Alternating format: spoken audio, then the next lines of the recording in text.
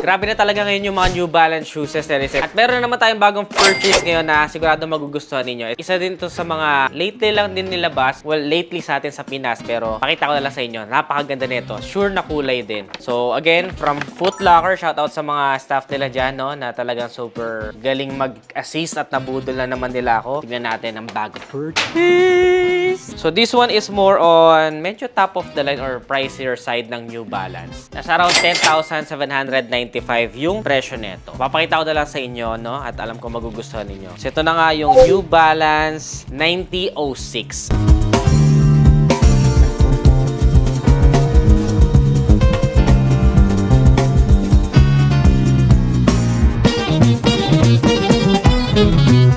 So, yung first New Balance na purchase ko ay yung 9060. Pero ito ay medyo on the chunky shoes side na naman. At ang kulay na napili ko ay yung Turtle Dove, which is yung, para siyang white and cream. Napakaganda. Excited na ako dito. So, hindi ito yung first choice ko na this kasi pumunta lang talaga ako at dumayo ako dun sa Glorieta na Foot Locker para dun sa New Balance sa 550 dahil meron na nga akong chunky shoes. Kaya lang, nabudol ako dito kasi parang ito daw yung isa sa mga top of the line nila. And again, kagaya nung nakaraan ko ay naghahanap din ako nung Nike na Vomero. Kaya lang wala pa rin tayong nakita doon. At ito na nga yung nakita ko. Since nagustuhan ko yung aking experience doon sa 9060 na sobrang komportable kahit na all day yung gala ko ay hindi sumakit yung paa ko. At saka super stylish din niya at hair turner din talaga. Nagkaroon ako ng magandang experience sa mga New Balance shoes. So, nag-trust na din ako at napansin ko nga rin, sabi ng sales agent nila na tumataas na rin talaga yung sales nila ng New Balance at gumaganda na yung community talaga nito ngayon. Before, kagaya nung sinabi ko last vlog, sa ibang bansa, parang nakikita pa nila yung New Balance sa dad shoe. Pero ngayon, grabe yung mga release nila. Talagang flawless. Itong isang to, hindi to talaga kasama sa listahan ko. Pero tingnan nyo naman yung material, oh. Sobrang ganda ng detalye nila. Para siyang merong mga unfinished dito, which is part of the design. Yung stitches, tsaka yung sole, ayan, oh. Grabe. So, this one is the 9006D. So, yan. Makikita mo din dito yung NRG. Yan. And then, yung, syempre, New Balance logo. Pati yung pinaka-sole niya, oh. Hindi siya plain lang. Sobrang daming lines going on, tas pati yung pinaka-heels niya. Yung iba parang na-compare din to sa mga Air Max na releases before, but for me, meron siyang kanyang character na kakaiba. At pag sinuot mo siya, bagay na bagay siya sa pantalon at kahit sa short. Actually, mas nagustuhan ko pa nga siya sa short. Surprisingly, dahil iniisip ko na pag chunky shoes, bagay to sa bagay na pants. Pero mas nagustuhan ko siya nung pinartner ko siya sa short. Ang dahilan kung bakit to bumili ng 550 dahil feeling ko, ay yung the best para sa mga naka-short. Pero nagulat ako, mas nagustuhan ko yung pakaramdam at looks ko or mas bagay sa akin to kapag naka-short ako. Meron lang akong peace of mind na meron akong 550 na pambasag lang kapag hindi ko trip mag-chunky na shoes. Tingnan mo yung pinaka-details nyo. Grabe yun. Dito sa part na to parang may plastic material. Doon naman sa aking 9060, meron ng parang plastic din dito na material na parang glass. Yung itsura niya. We have here N dito sa unahan. Tapos pati dito sa stitches niya may N din na logo. Grabe, ang ganda din pala na itong pinakadila nito.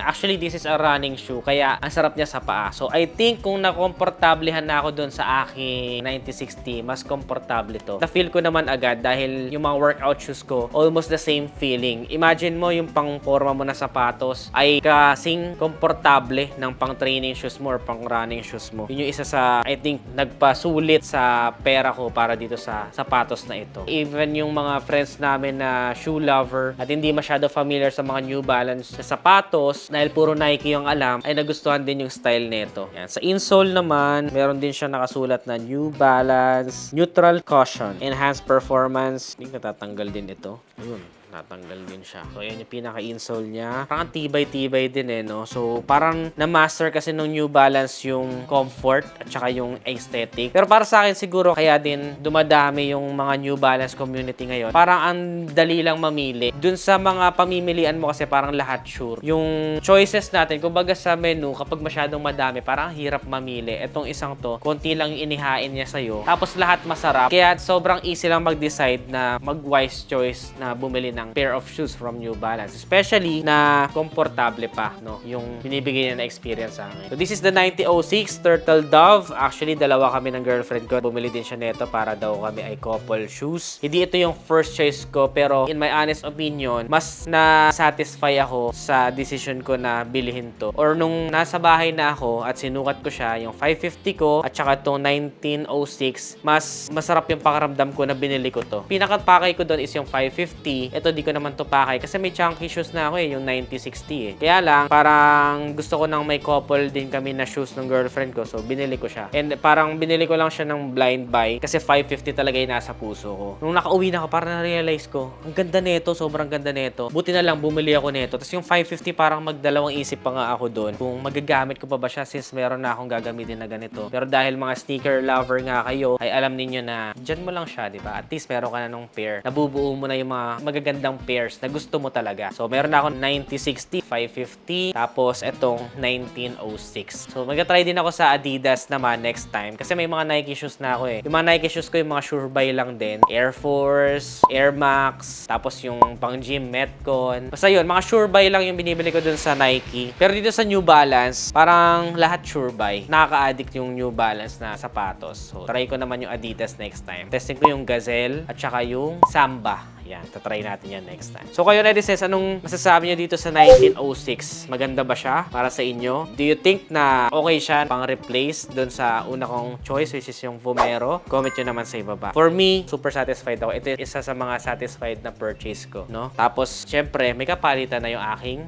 1960. Sulit ba siya? Comment nyo naman sa ibaba. Ano pang ibang mga shoes na gusto nyo i-try natin next time? Comment your suggestions below. Kung nagustuhan mo ito, don't forget to give this video a thumbs up, subscribe. Again, this is Adriano. See you in the next vlog.